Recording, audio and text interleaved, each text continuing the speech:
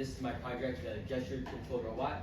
I chose this robot because, to be honest, when I first heard of it when I first saw it, I honestly believed that it was gonna use 4 cameras all around it as an input, and it would pretty much like, if there were cameras here, it would like watch me, my gestures, and I thought that was gonna be the input.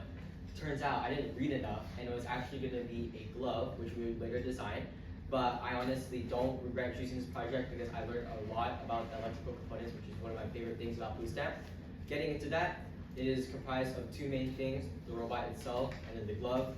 Here on the glove, we have the accelerometer, which measures the tilt of the board, which is why we are able to move it. And then we have the Arduino Nano, which is a microprocessor, a tiny one, but an essential one nonetheless, which sends the commands to here to this Bluetooth module, paired to one similarly on the robot.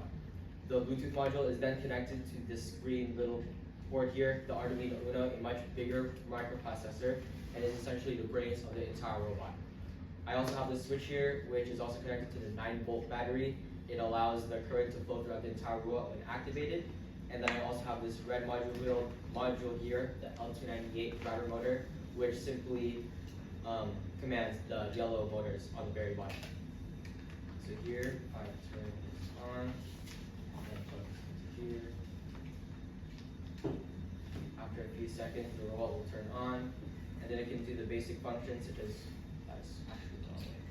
as going forward, going backward, and then right and left.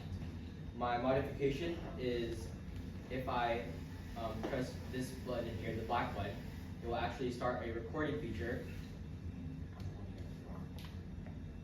and now the light is on. And now that means that every single input I will bring into this robot, it will essentially record it and it will store it for later.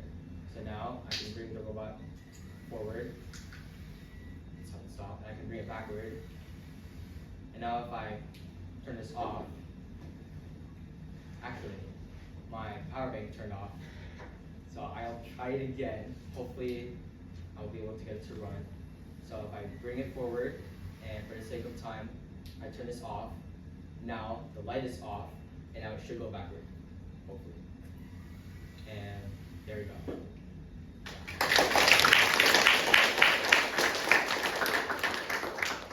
Some challenges that I faced during my project. My first one was actually a soldering issue. I soldered these black and red wires under here the incorrect way, and the entire time for like 3 days when I was troubleshooting the issue, I believed it was a software problem the entire time, and that was really frustrating because I really believed that my soldering was correct. Turns out everybody makes mistakes, and I just soldered the black and red wires in the wrong place. It was a really quick fix, but it taught me a lot about not trusting your work sometimes, and sometimes you have to double check that.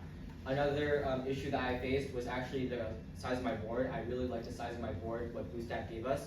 So I wanted to add the button, this resistor here in the middle, and then the light to this because I wanted to add the record function, but it was really hard but I didn't want to add a separate component. Therefore, I had to learn a lot about the breadboard, about the currents, and about the rules of it, and I learned how to apply and manipulate them so it could all fit on this tiny little board. If I was to make a modification to this robot, I would actually discard it completely, and I would bring in those 4 cameras I was talking about earlier. I would probably mount them all over the top, and I would use machine learning and maybe facial recognition along with some gesture recognition so that it could be powered and moved and controlled all with a person, but without the actual thing itself.